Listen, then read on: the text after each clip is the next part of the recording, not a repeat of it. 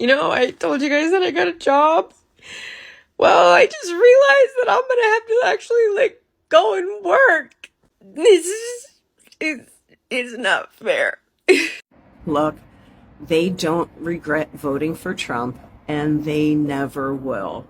The only thing that they will ever regret is that Trump hurt them the same way he's hurting everyone else. Folks, I have some serious news right now. Top MAGA influencers are now calling on me to be prosecuted by Attorney General Pam Bondi for sharing a report about upcoming ICE raids in Washington, D.C.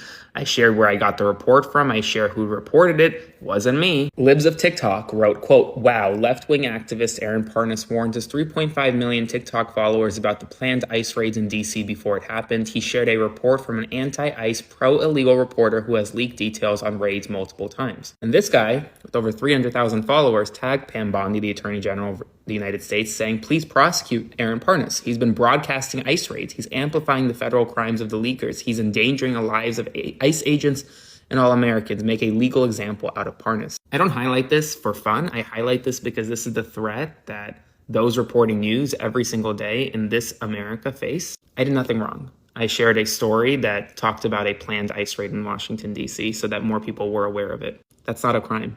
And I'm not going to stop, and I'm not going to back down. I didn't call them stupid. I would never.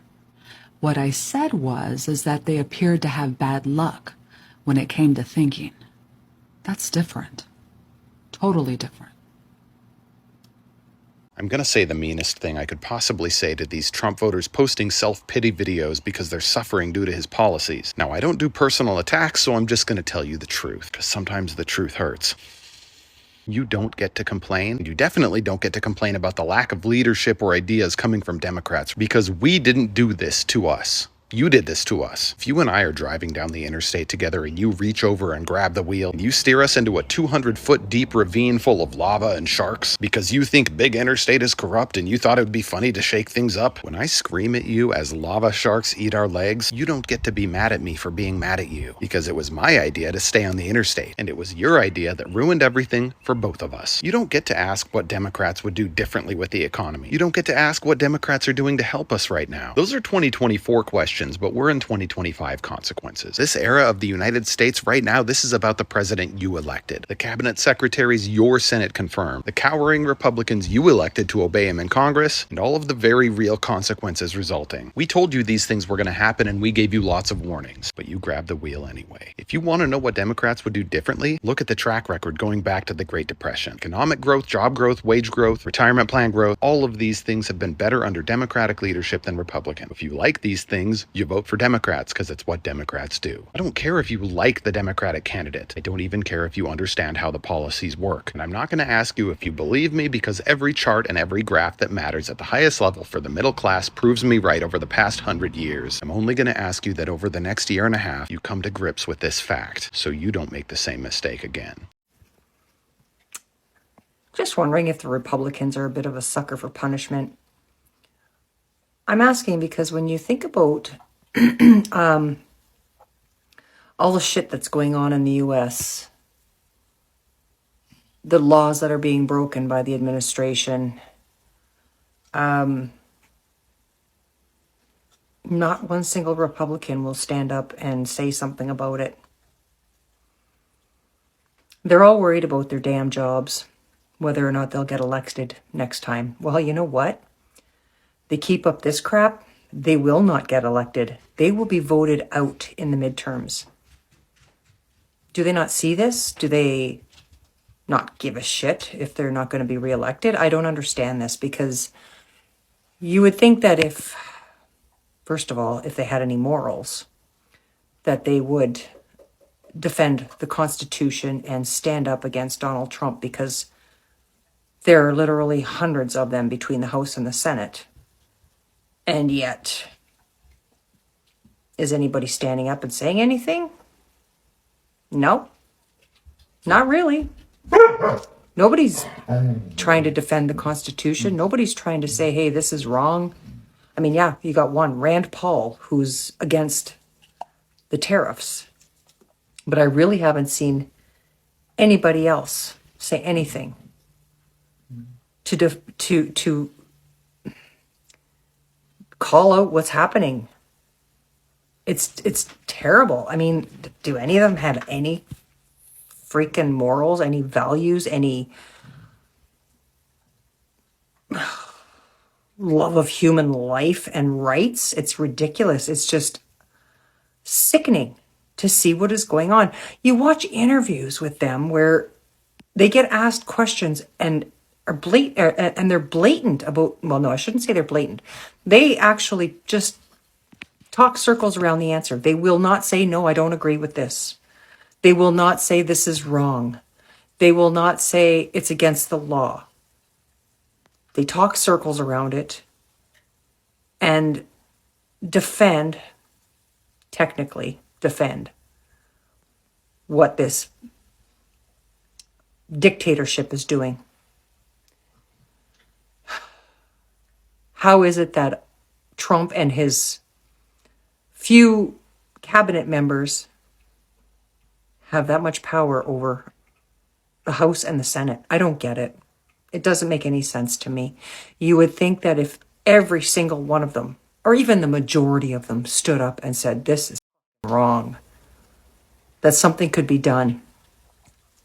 But they all sit back and take the shit, put up with it. Like, I just don't understand people. I do not understand people.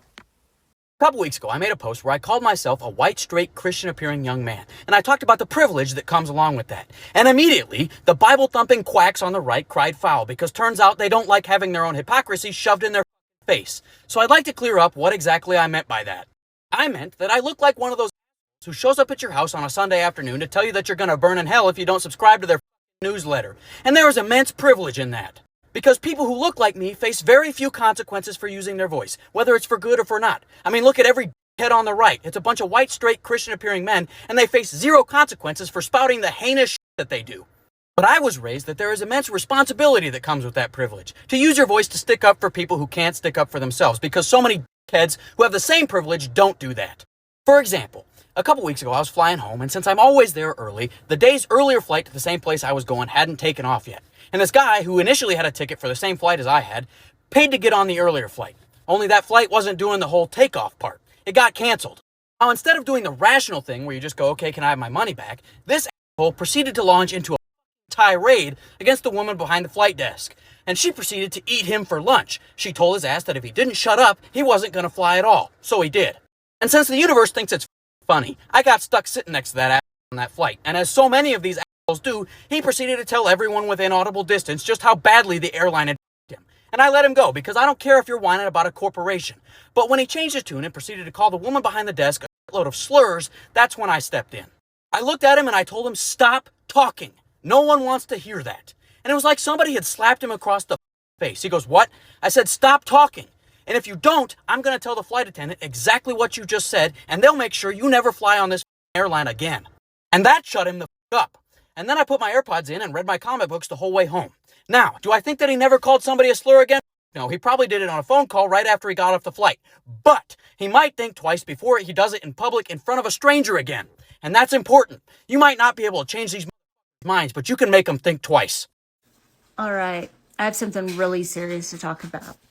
I live in Tulsa, and I saw yesterday that a friend of mine that I had worked with several years ago in a salon, darling girl, she's been detained. She has a 2-year-old, 2.5-year-old, almost 3, I think, if my math's right.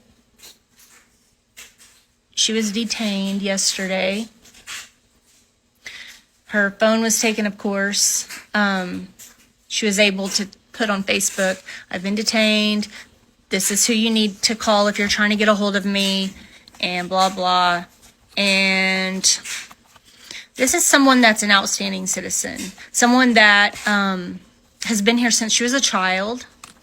She pays her taxes. She does everything right. She does hair and also teaches yoga and takes care of her child full time and This isn't a criminal. This isn't someone that had a warrant. This is just a normal person like me. I don't know the exact details of her of what happened for her to get detained. I don't know if she was just pulled over at a traffic stop or what, but it's absolutely gut-wrenching and outrageous. And as I find out more, I'll keep everyone posted. But this can't happen in our communities. They can't come in and rip people out of our communities and just disappear them. This is insane. Absolutely insane. I hope she's allowed due process. I know that her husband was getting an attorney, but god dang, guys, I don't even know what to say. I'm scared for her. She's tall, but she's a tiny thing. And I know she can hold her own. She's a tough girl, but holy smokes. Oh, I've been fighting back tears since yesterday. Also with the pain in my neck. I've got a big pain in my neck.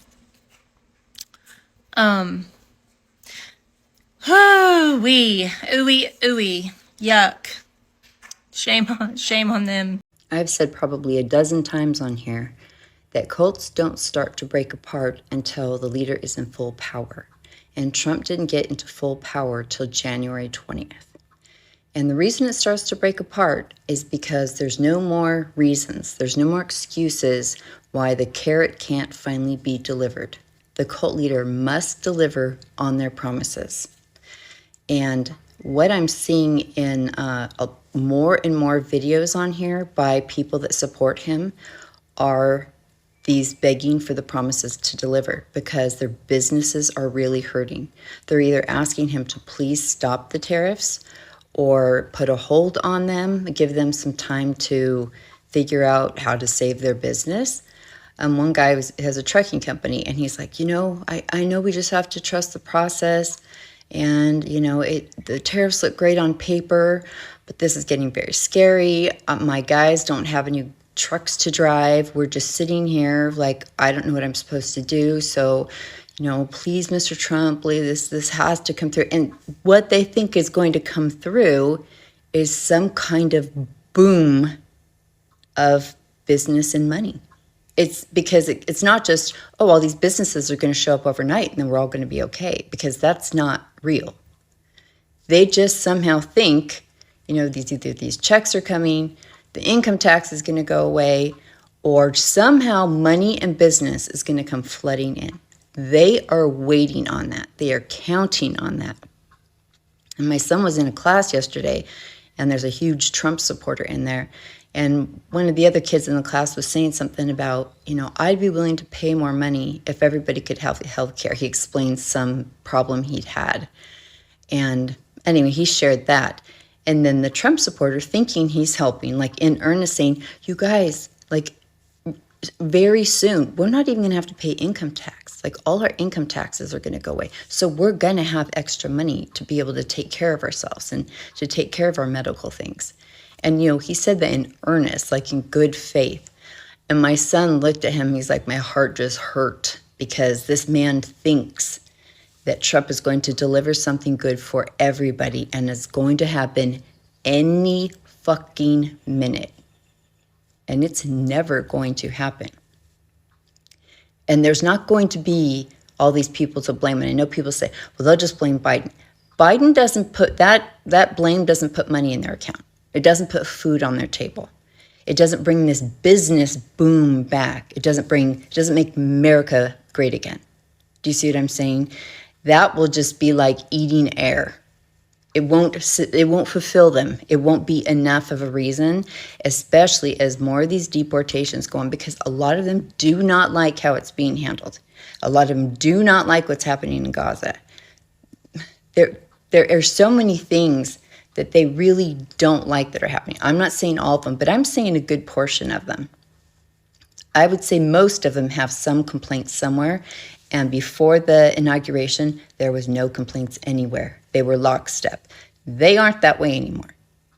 So as this goes on, you're going to see more and more leave, especially because their hearts are set on this deliverance of America being great and being wealthy and being strong. And somehow that's going to all turn around any minute, like the 4D chess move. But it's not going to happen.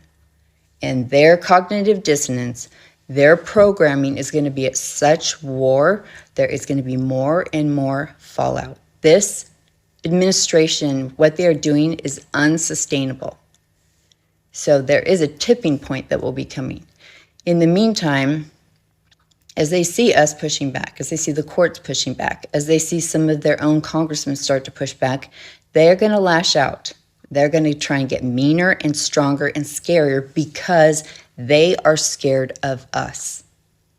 They thought, we're just going to grab some people off the street, they'll get real quiet. That's not what's happening, because even some of their own people don't like it.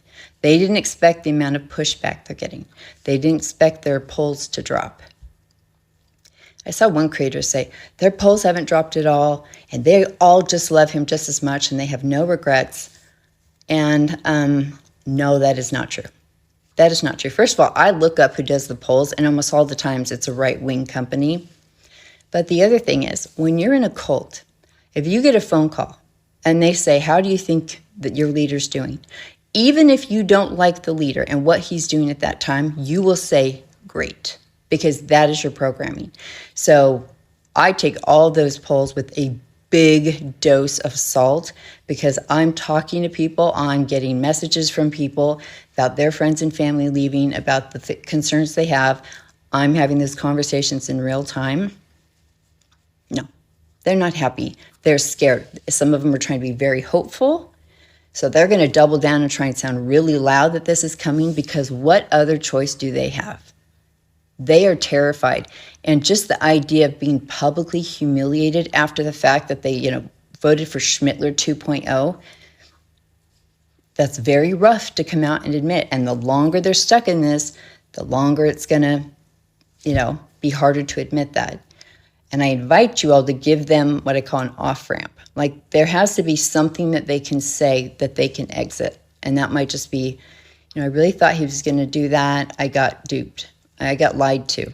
I saw some people on here saying the other night, we voted for him, but oh my God, he lied, he lied, he lied. So them being able to say that and walk away, they have to have that off-ramp.